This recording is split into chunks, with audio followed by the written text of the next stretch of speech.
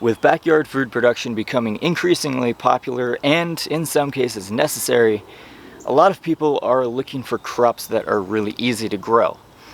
So in this video I'm going to go over a particular crop that is really easy to grow. It produces really good yields and it is really healthy too. So what I'm talking about today is the Spanish black radish. This is a crop that may have, over time, originated from ancient Egypt. It was grown in the Middle Ages over in Europe. It was a popular food crop there because it produced well, and it was also able to do pretty well in cooler temperatures. So last August, I planted this radish, and I was really impressed with the results, with how it yielded. Also, I saved a few of those plants, uprooted them from the garden, put them in a cold frame for over the winter, and they were able to survive in that environment and bolt up in the spring, and I got a bunch of seeds from them this year. So in this video I'm going to be documenting this plant as it flowers, as it sets seed, harvesting that seed, and I'm going to be planting that crop in the garden behind me today so that hopefully I can be able to harvest a really bountiful yield this year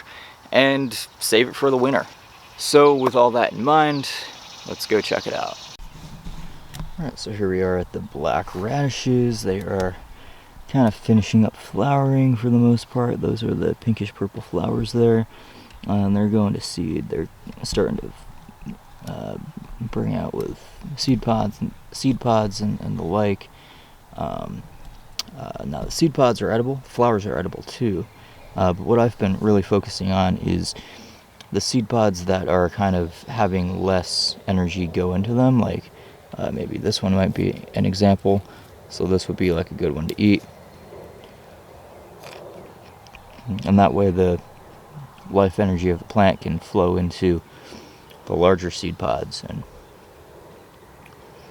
the more vibrant and fuller seed pods, and really hopefully increase the quality of seed production. We can see here, so we can kind of see some aphids, but we can also see this ladybug larva. Oops, and a few of them actually. There's one behind that branch. You can also kind of see the purplish, pinkish coloration that the seed pods are turning from that aphid pressure, it looks like, because it's only on that one branch. So it's more anthocyanin in production, maybe a phosphorus deficiency to that part of the plant.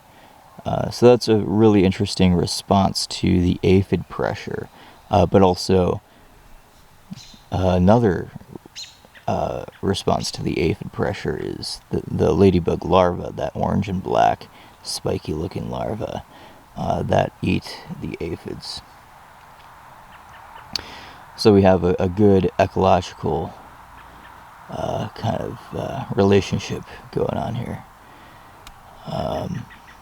So here's another seed pod right here that could be plucked and eaten, so the energy can go into these other seed pods. Here it is.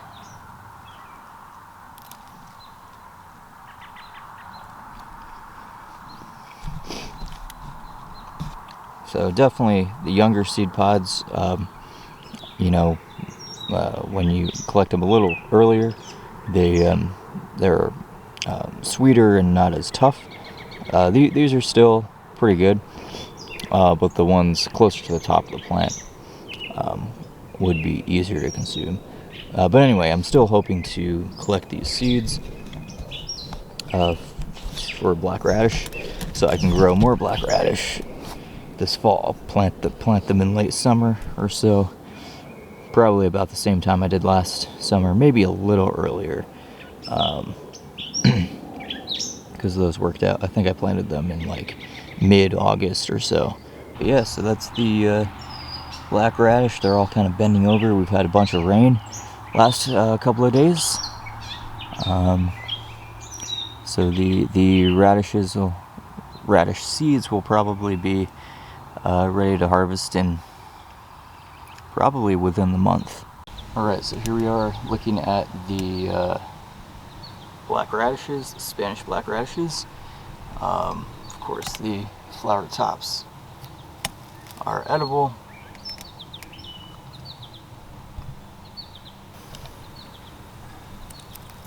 You can see the plants are beginning to yellow, beginning to desiccate, and the seed pods are beginning to mature as well. They're turning that brown color. So as they mature, at this point I'm just going to be picking them off kind of one by one, and then a little later in the year, maybe in a few weeks or so, might harvest the whole branches and just let them dry the rest of the way. But these radish seeds, this is a seed pod, of course, so inside is the actual seed. There might be 1, 2, or 3.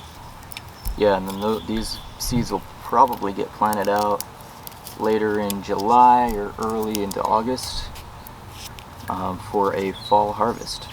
Some of those I might just sow directly in the cold frame so they can overwinter and I can get more seeds as well. But like, especially if these seed pods are turning brown and they're close to the ground where the grass has grown up, I would definitely try to harvest as many of these ripe seed pods as possible, just so that moisture isn't an issue, like rotting or premature sprouting or anything like that.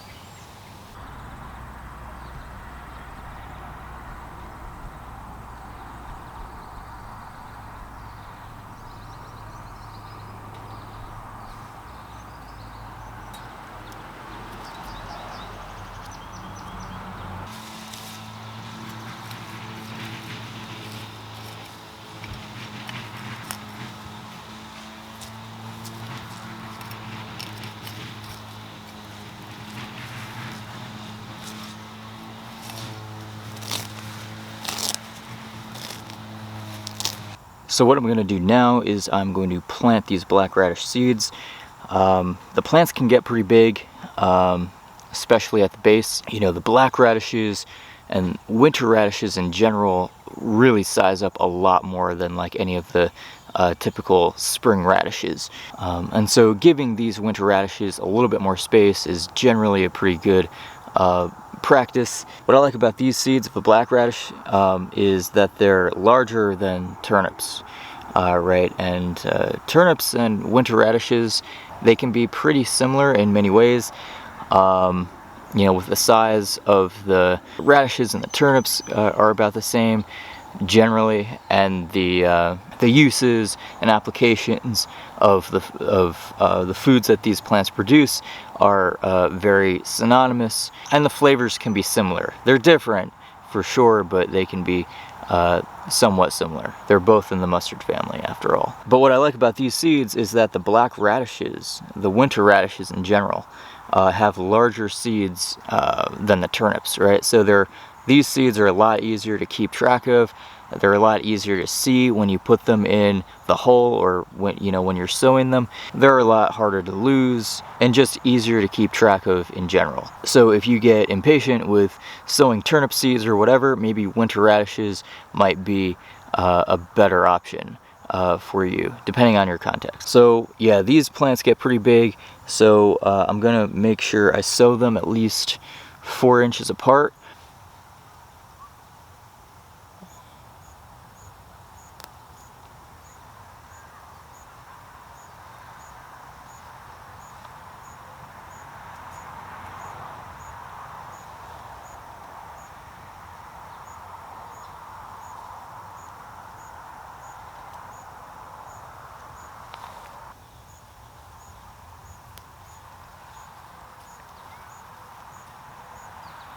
And so all we really need to do now is just give them some water, right? We can water those seeds in, and they should sprout in a few days, maybe in a week, as long as they have pretty consistent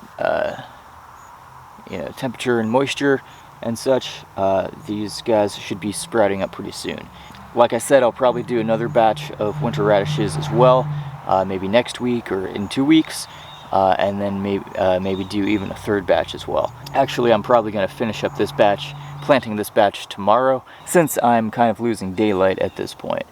So thank you so much for checking out this video. Hope you found it useful, and I look forward to seeing you in the next video. Take care.